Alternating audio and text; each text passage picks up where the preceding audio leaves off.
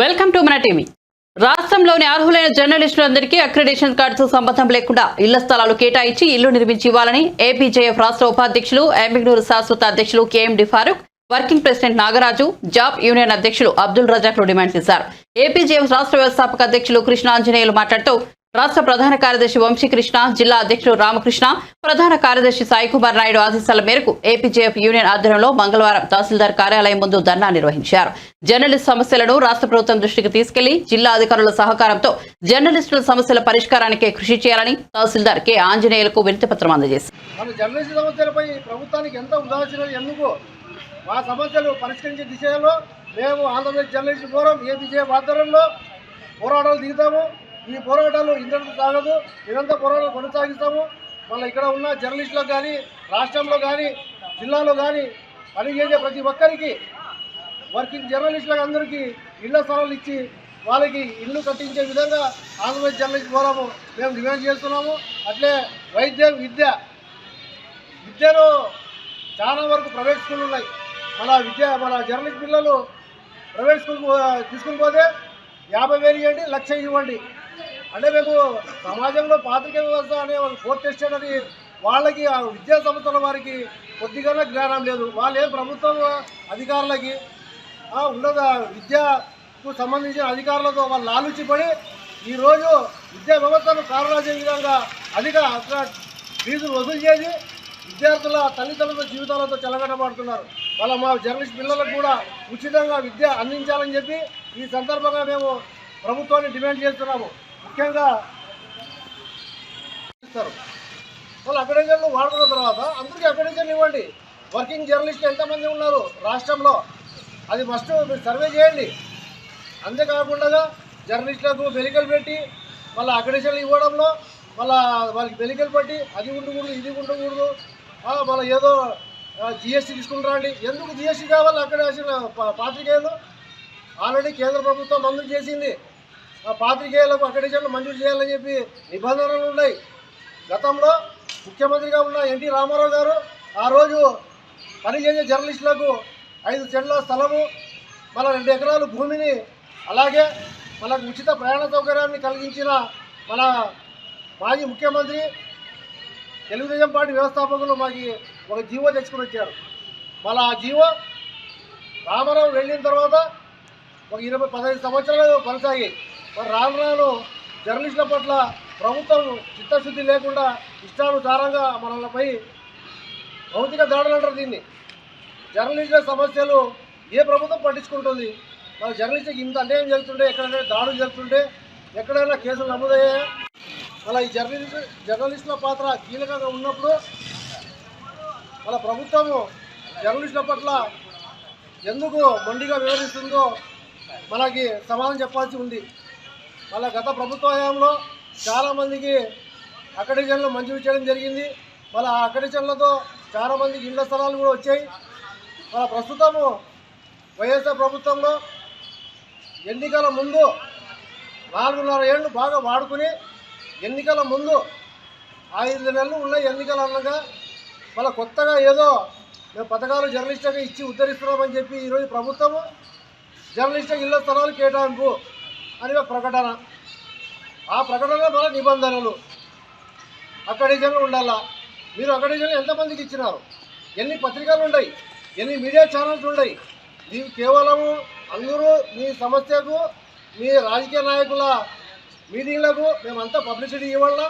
మళ్ళా మా సమస్యలు తీర్చే విషయంలో అక్రిడేషన్ అనే ఒక ప్రజాస్వామ్య వ్యవస్థలో కోర్టు ఎస్టేట్గా వ్యవహరించబడుతున్న జర్నలిస్టుల సమస్యలపై ఈరోజు స్థానిక తహసీల్దార్ కార్యాలయం ముందు ఆంధ్రప్రదేశ్ జర్నలిస్టు ఫోరం ఏపీజేఎఫ్ ఆధ్వర్యంలో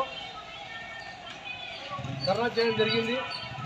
మళ్ళీ ఈ సందర్భంగా రాష్ట్రంలో జర్నలిస్టులకు ఎక్కడ చూసినా అరాచకాలు, దాడులు జరుగుతున్నాయి. మన ప్రభుత్వము అన్ని విధాల జర్నలిస్టులను వాడుకుని వాళ్ళ పాదయాత్రలో కానీ, వాళ్ళ ధర్నాలు కానీ, వాళ్ళు సమావేశాల్లో కానీ జర్నలిస్టులకు ముందుగా పిలిచి వాళ్ళు పబ్లిసిటీ ఇచ్చుకోవడానికి మనల్ని వాడుకోవడం జరిగింది. ఇప్పుడు జరిగింది, గతంలో జరుగుతుంది, మళ్ళీ ఇప్పుడు జరుగుతుంది. మళ్ళీ వాళ్ళ సమస్యలపై మేము ప్రజలకు దృష్టి తీసుకెళ్ళి అలా రాజకీయ వ్యవస్థలో ఈరోజు ఒక విద్యకు సంబంధించిన అధికారులతో వాళ్ళు లాలుచిపడి ఈరోజు విద్యా వ్యవస్థను కారణాజే విధంగా అధిక ఫీజులు వసూలు చేసి విద్యార్థుల తల్లిదండ్రుల జీవితాలతో చెలగటపడుతున్నారు. వాళ్ళ మా జర్నలిస్ట్ పిల్లలకు కూడా ఉచితంగా విద్య అందించాలని చెప్పి ఈ సందర్భంగా మేము ప్రభుత్వాన్ని డిమాండ్ చేస్తున్నాము. ముఖ్యంగా ప్రభుత్వంలో అనేక మంది జర్నలిస్టులకు అక్రమ కేసులు పెట్టి జైలుకు పంపించారు. ఆ జైలుకు పంపించిన జర్నలిస్టులకు వెంటనే రక్షణ కల్పించి వాళ్ళకి విడుదల చేసి వాళ్ళ కుటుంబాలకి ఆదుకోవాలని చెప్పి ఆంధ్రప్రదేశ్ జర్నలిస్ట్ ఫోరం ఈ సందర్భంగా మేము డిమాండ్ చేస్తూ అలా ఈ సమస్యలను మన స్థానిక తహసీల్దార్ వారికి వస్తున్నాము. వాళ్ళు ఈ సందర్భంగా ప్రభుత్వానికి మేము పంపించిన నివేదిక పంపించి మా జర్నలిస్టు సమస్యలు పరిష్కరించడంలో స్థానిక తహసీల్దార్ కూడా కృషి చేయాలని చెప్పి ఈ సందర్భంగా కోరుతూ ఇతడితో ముగిస్తున్నాను. జర్నలిస్టుల ఐక్యత, జర్నలిస్టుల ఐక్యత, జర్నలిస్టుల ఐక్యత. అధ్యక్షులు రజాక్ గారు వచ్చారు, మాకు సంఘీభావం తెలుపుతూ వారు కూడా నేను మాట్లాడవలసింది కోరుతున్నా. ఇవాళ ఏపీజేఎఫ్ ఆధ్వర్యంలో జర్నలిస్టుల సమస్యల పరిష్కారానికై తహసీల్దార్ కార్యాలయం ముందు ధర్నా చేపట్టడం జరిగింది. ఈ ధర్నాకు ముఖ్య అతిథులుగా వచ్చినటువంటి ఏపీజేఎఫ్ రాష్ట్ర ఉపాధ్యక్షులు, శాశ్వత అధ్యక్షులు మరియు ఇక్కడ వర్కింగ్ అధ్యక్షులైనటువంటి నాగరాజు, పార్వతన్న, మిగతా అందరూ కూడా జాబ్ తరఫున అభినందనలు తెలియజేస్తూ వీరు చేస్తున్న ఈ యొక్క ధర్నాకి జాబ్ సంపూర్ణంగా మద్దతు తెలియజేస్తుందని ఈ సందర్భంగా తెలియజేస్తూ ఉన్నాం. మరి చాలా న్యాయమైన డిమాండ్లు గత ప్రభుత్వాలు జర్నలిస్టుల పట్ల ఏ విధంగా ఉన్నాయి, ప్రస్తుతం వైఎస్ఆర్సీపీ గవర్నమెంట్ జర్నలిస్టుల్ని అణిచివేసే దిశగా ఎందుకు ప్రయత్నం చేస్తూ ఉంది. జర్నలిస్టులు మేము ఓటర్లు కాదా, మేము రాష్ట్రంలో ఉన్న ప్రజలు కాదా, మా కుటుంబాలు కాదా, ఈ రాష్ట్రంలో ఉన్న కుటుంబాలు కాదా, మా జర్నలిస్టుల పట్ల వైసీపీ ప్రభుత్వం చేస్తున్నటువంటి నిరంకుశ మొండి వైఖరి నశించాలని చెప్పేసి ఈ సందర్భంగా తెలియజేస్తున్నాం. జాబ్ తరఫున ఇవాళ ఒకటే డిమాండ్ చేస్తూ ఉన్నాం. రాష్ట్ర ముఖ్యమంత్రి ఇది ఖబర్దార్, రాబోయే ఎన్నికల్లో మేము కూడా మా కలం యొక్క పనితనమేమో చూపించాల్సి వస్తుంది. మేము కూడా మా కష్టాలు ఉన్నాయి. గత ప్రభుత్వం అమలు చేసినటువంటి కొన్ని కార్యక్రమాలు కూడా ఈ ప్రభుత్వంలో అమలు చేయలేదు. అందులో ముఖ్యంగా అక్రిడేషన్, ఒక జర్నలిస్ట్ పనిచేసినటువంటి వ్యక్తికి గుర్తింపు అక్రిడేషను అది ప్రభుత్వం గతంలో నుంచి కూడా ఇవ్వడం జరుగుతోంది. మరి వైసీపీ ప్రభుత్వం వచ్చిన తర్వాత అక్రిడేషన్ని పూర్తిగా చిన్న పత్రికల్ని, కొన్ని పత్రికల్ని వ్యతిరేకంగా ఉన్న ఛానల్ పైన నువ్వు పోరాటం చేసుకోక దాని సాకు పెట్టేసి మిగతా పత్రికల్ని, మిగతా ఛానల్ అన్నింటినీ కూడా మీరు ఈరోజు తొక్కిపాడేశారు. దీనికి మూల్యం చెల్లించుకోక తప్పదు రాబోయే రోజుల్లో. ముఖ్యంగా ఇవాళ అదేవిధంగా కుటుంబాలకు సంబంధించి విద్య, ఆరోగ్యం మరి ఎక్కడ కూడా మనకు ఏ కళాశాలలో కానీ పాఠశాలలో కానీ 60% రాయితీ పూర్తి స్థాయిలో ఇంప్లిమెంట్ కావటం లేదు. గత ప్రభుత్వంలోనే డిఈఓ నుంచి లేదా విద్యాశాఖ మంత్రి నుంచి జీవోలు వచ్చేటివి. ఈ ప్రభుత్వం వచ్చినాక జర్నలిస్టు పిల్లల విద్యా విషయంలోన ఎలాంటి చర్యలు లేదు, అలాగే ఆరోగ్య విషయంలో లేదు. మరి వైసీపీ ప్రభుత్వం వచ్చిన తర్వాత కరోనా 3 సంవత్సరం రావడం జరిగింది. కరోనాలో చనిపోయిన జర్నలిస్టు కుటుంబాలకి కేంద్రం నుంచి కానీ రాష్ట్రం నుంచి కానీ ₹1 రాకపోవడం చాలా సిగ్గుచేటు. 24 గంటలు 4th ఎస్టేట్ అని చెప్పుకొని మీ వార్తలు రాస్తూ, మిమ్మల్ని హైలైట్ చేస్తూ, మీ ప్రభుత్వ పథకాన్ని హైలైట్ చేస్తున్న మాకు మీరు ఇచ్చే బహుమానం ఇదేనా? రాబోయే రోజుల్లో చూపించాల్సిన ఆవశ్యకత ఎంతైనా ఉందని ఈ సందర్భంగా తెలియజేస్తూ మరి నన్ను కార్యక్రమానికి ఆహ్వానించినటువంటి ఏపీజేఎఫ్ రాష్ట్ర ఉపాధ్యక్షులు, శాశ్వత అధ్యక్షులైనటువంటి ఫారూక్ గారికి జాబ్ తరఫున ప్రత్యేక అభినందనలు తెలియజేస్తూ ప్రభుత్వ పోరాటంపై ఇకపైన జర్నలిస్ట్ సంఘాలంతా ఏకం కావాల్సిన సమయం ఆసన్నమైనదని సందర్భంగా తెలియజేస్తూ సెలవు తీసుకుంటాం.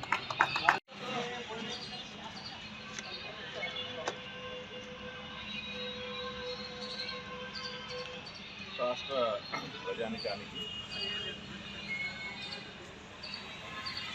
జర్నలిస్టుల తరఫు నుంచి వాళ్ళు లేవనెత్తినటువంటి ప్రతి అంశాన్ని ప్రభుత్వం దృష్టికి తీసుకెళ్ళి ఏ చిన్న అవకాశం ఉన్నా ప్రభుత్వం ద్వారా వచ్చే ప్రతి పథకాన్ని మీకు చేరవేస్తానని, ఈ సమస్యలన్నీ కలెక్టర్ గారి ద్వారా ప్రభుత్వానికి చేరవేసేలాగా చూస్తానని తెలుపుతున్నాను. మరి కలెక్టర్ గారి ఆధీనంలో ఉన్న పరిస్థితిని మీరు అడగండి. నాకు లోకల్గా చాలామంది జర్నలిస్ట్ కుటుంబాల విద్యార్థులు చాలామంది పేదవారు ఉన్నారు. వారికి ఏమైనా రాయితీ విద్యలో ప్రైవేట్ కాలేజీలో రాయితీ కల్పించే విధంగా మీ చేతుల్లో ఉన్న విషయం అది. మీరు కేవలము మీకు మాట సహకారం ఇవ్వాలి. మేము పోయి మాట్లాడతాం. మీరు వాళ్ళకి విద్యాసంస్థ యజమానులను చెప్పండి, జర్నలిస్టులు అని చెప్పండి. రైట్ టు ఇన్ఫర్మేషన్ యాక్ట్ ప్రకారం 25% పేద విద్యార్థులకు కేటాయించాలా సీట్లు. ఆ విషయం మీద మాకంటే మీరే ఎక్కువ పోరాడుతున్నారు, విద్యార్థి సంఘాలు ఎక్కువ పోరాడుతున్నాయి. 25% సీట్లు ఇవ్వకపోతే మాకు కంప్లైంట్ చేయండి. వెళ్ళి ఏ స్కూల్లో అయితే అటువంటి రూల్స్ ఫాలో కావట్లేదో ఎంఈఓ గారి ద్వారా విచారణ చేసేసి కలెక్టర్ గారికి నివేదిక సమర్పిస్తాం. అటువంటి చట్టాల్లో ఖచ్చితంగా అన్ని ప్రభుత్వ శాఖలు పాటించాల్సిందే. పాటించని ఏదైనా ఉందంటే చట్టపరమైన చర్యలు తీసుకుంటారు. ఈ రకంగా మాకు జర్నలిస్టు సమస్యల పట్ల మేము ఈరోజు ఆంధ్రప్రదేశ్ జర్నలిస్ట్ ఫోరం ఆధ్వర్యంలో సార్కి ఒక రైట్గా రాసి ఇచ్చినాము. మళ్ళీ అది ఏ పత్రం అని అనుకోండి, మాకు ఏదో వినతి పత్రం అనుకోండి, డిమాండ్ అనుకోండి, మీ విధంగా ఏమని అనుకోండి సార్, మా జర్నలిస్ట్ కుటుంబాలకు సహకారం అందించాలని చెప్పి మేము మిమ్మల్ని కోరినందుకు, మీరు మాకు సహాయం చేస్తున్నందుకు ప్రత్యేక ధన్యవాదాలు ఆంధ్రప్రదేశ్ జర్నలిస్ట్ ఫోరం తెలియజేస్తుంది. నమస్కారం. గుర్తించాల్సిన ఆవశ్యకత ఎంతైనా ఉందని ఈ సందర్భంగా తెలియజేస్తూ, మరి నన్ను కార్యక్రమానికి ఆహ్వానించినటువంటి ఏపీజేఎఫ్ రాష్ట్ర ఉపాధ్యక్షులు శాశ్వత అధ్యక్షులైనటువంటి ఫారూక్ అన్న గారికి జాబ్ తరఫున ప్రత్యేక అభినందనలు తెలియజేస్తూ, ప్రభుత్వ పోరాటంపై ఇకపైన జర్నలిస్ట్ సంఘాలంతా ఏకం కావాల్సిన సమయం ఆసన్నమైనదని సందర్భంగా తెలియజేస్తూ సెలవు తీసుకుంటాం. కుటుంబాలకు సంబంధించి విద్య, ఆరోగ్యం మరి ఎక్కడ కూడా మనకు ఏ కళాశాలలో కానీ పాఠశాలలో కానీ 60% రాయితీ పూర్తి స్థాయిలో ఇంప్లిమెంట్ కావటం లేదు. గత ప్రభుత్వంలోనే డిఈఓ నుంచి లేదా విద్యాశాఖ మంత్రి నుంచి జీవోలు వచ్చేటివి. ఈ ప్రభుత్వం వచ్చినాక జర్నలిస్టు పిల్లల విద్యా విషయంలోన ఎలాంటి చర్యలు లేదు, అలాగే ఆరోగ్య విషయంలో లేదు. మరి వైసీపీ ప్రభుత్వం వచ్చిన తర్వాత కరోనా 3 సంవత్సరం రావడం జరిగింది. కరోనాలో చనిపోయిన జర్నలిస్టు కుటుంబాలకి కేంద్రం నుంచి కానీ రాష్ట్రం నుంచి కానీ ₹1 రాకపోవడం చాలా సిగ్గుచేటు. 24 గంటలు 4th ఎస్టేట్ అని చెప్పుకొని మీ వార్తలు రాస్తూ మిమ్మల్ని హైలైట్ చేస్తూ మీ ప్రభుత్వ పథకాన్ని హైలైట్ చేస్తున్న మాకు మీరు ఇచ్చే బహుమానం ఇదే. ఉన్న ఛానల్ పైన నువ్వు పోరాటం చేసుకోక దాని సాకు పెట్టేసి మిగతా పత్రికల్ని, మిగతా ఛానల్ అన్నింటినీ కూడా మీరు ఈరోజు తొక్కిపాడేశారు. దీనికి మూల్యం చెల్లించుకోక తప్పదు రాబోయే రోజుల్లో. ముఖ్యంగా ఇవాళ అదేవిధంగా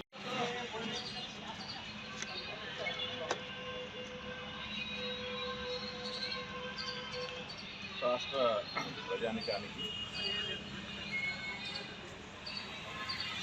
జర్నలిస్టుల తరపు నుంచి వాళ్ళు లేవనెత్తినటువంటి ప్రతి అంశాన్ని ప్రభుత్వం దృష్టికి తీసుకెళ్ళి ఏ చిన్న అవకాశం ఉన్నా ప్రభుత్వం ద్వారా వచ్చే ప్రతి పథకాన్ని మీకు చేరవేస్తానని, ఈ సమస్యలన్నీ కలెక్టర్ గారి ద్వారా ప్రభుత్వానికి చేరవేసేలాగా చూస్తానని తెలుపుతున్నాను. కలెక్టర్ గారి ఆధీనంలో ఉన్న పరిస్థితిని మీరు అడగండి. నాకు లోకల్గా చాలామంది జర్నలిస్ట్ కుటుంబాల విద్యార్థులు చాలామంది పేదవారు ఉన్నారు. వారికి ఏమైనా రాయితీ విద్యలో